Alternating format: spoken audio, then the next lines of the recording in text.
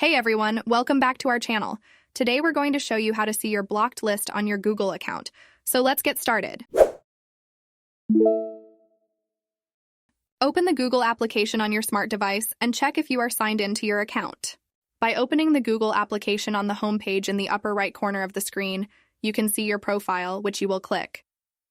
Then on the next page in the drop-down menu, look for the option, Manage your Google account, and click on it. By clicking on the Manage Your Google Account option below the profile itself, you can see a bar with options, of which we need People and Sharing, and click on it. The application will open a new page where you will find the Blocked option in the drop-down menu, and then click on it. This is where the magic happens. Clicking on the Blocked option will open a new page where you can see a list of all blocked accounts. Since we don't have it with you at the moment, you will be able to see it. And that's all.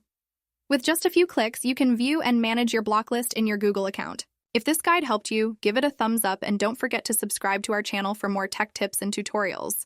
Thanks for watching and see you in the next video.